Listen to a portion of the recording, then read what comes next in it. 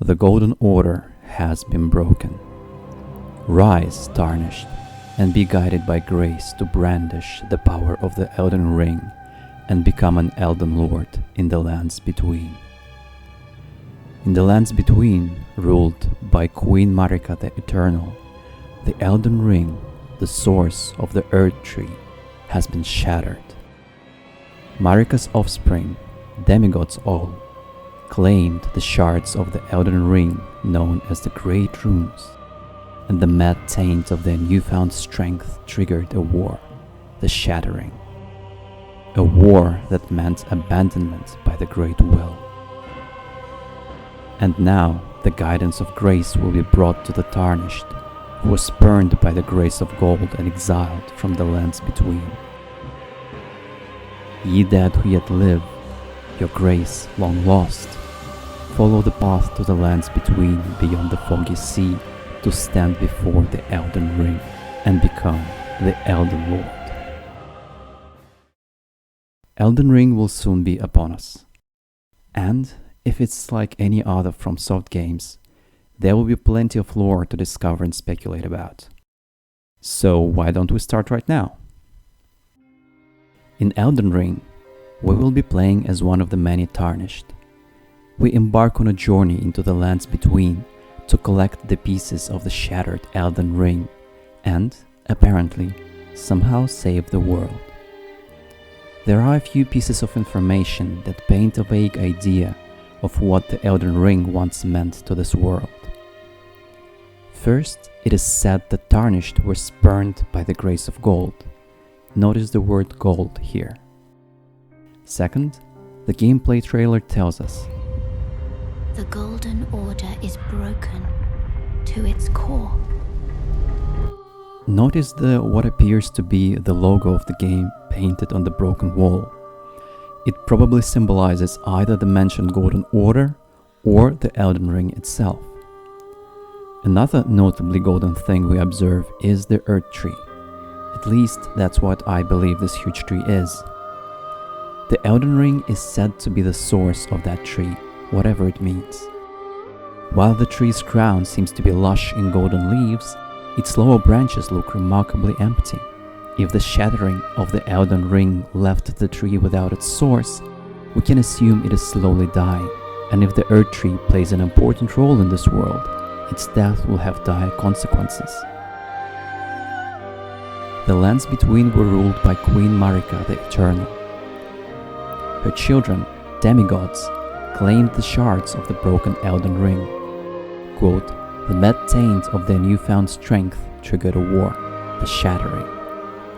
It seems that whatever godly powers the queen and her offspring possessed, those powers are of a different origin than the Elden Ring itself.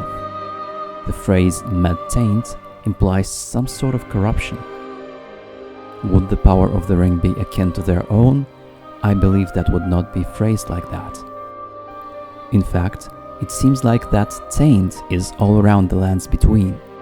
Look at this many-limbed thing, these hulking monstrosities, and of course, this beautiful bastard. Take a good look at him.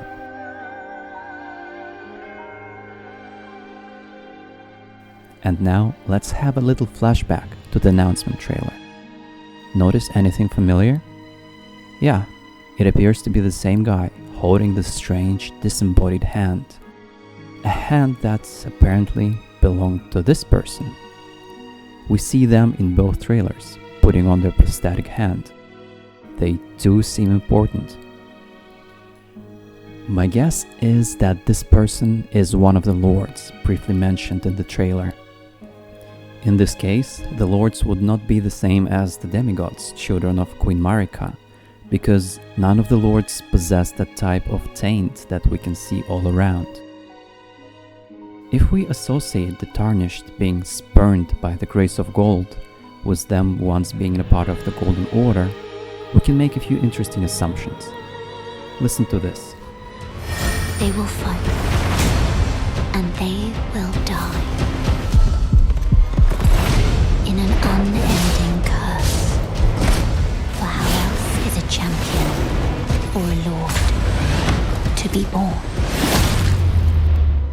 It seems that lords were once mere tarnished, who somehow managed to ascend. Perhaps that ascension has something to do with the power of the Elden Ring. Perhaps the immortality of the tarnished too has a connection to it. Perhaps I will make a theory video about it after playing the game. What about this guy? What is he? I think I have a pretty good guess. Looking at his malformed shape, I believe that he is one of the demigods, Queen Mirka's offspring, who possesses one of the great runes, the Elden Ring's pieces. Judging by his gilded armor and weapons, I would assume that he is also the head of the now fallen Golden Order. This assumption is pretty weak, but hey, let's see how it holds up. Here's a piece of crazy theory based on this. See how he's holding what appears to be a lord's hand? Perhaps every single arm of his is that of a lord. Perhaps there's a dark secret to the Golden Order. Their goal is to harvest the power of those tarnished who managed to ascend to lordship. If we stick to the idea that the power of the demigods and of the Elden Ring are of a different origin, this could have been an attempt of one of the demigods to harvest the ring's powers. This presumed demigod seems to be quite familiar with lordship too. But one thing that's kinda confusing to me is this phrase. Well, a lowly tarnished, playing as a lord. See, according to what we heard earlier, the tarnished can ascend to lordship, but he called us lowly, playing as a lord. Perhaps that ascension requires some sort of power or a ritual that we will not be able to access? Or perhaps the path to lordship is not a path but a cycle. Could the tarnished have once been lords, now fallen from grace and trying to restore their former glory? After all, in this little segment of the trailer, the presumed lord's skin is showing signs of decay or something like that. There are more curiosities that I would like to pay attention to, but cannot really say much about them. First, let's take a look at the person who wakes us up at the beginning. They have a ring on their ring finger. Could that be some sort of a ring of power, akin to the Elden Ring? Or is this person simply married and this is somehow relevant to the lore, which is why we explicitly see that ring? Or could this be a symbol of allegiance to the power of the Elden Ring? Or could this be the last lord who have worn the Elden Ring before it was shattered into the great runes, leaving some sort of a powerless ring behind? I don't know, but that seems like an interesting detail to show us. There is also this interesting fragment. Someone who is a holy or a royal figure, or perhaps both, is sitting in a room with a monarch's portrait, guarded by a knight. Surely a lower figure we will encounter. Is that king one of the demigods? Is it the husband of Queen Marika the Eternal? Or someone else unrelated?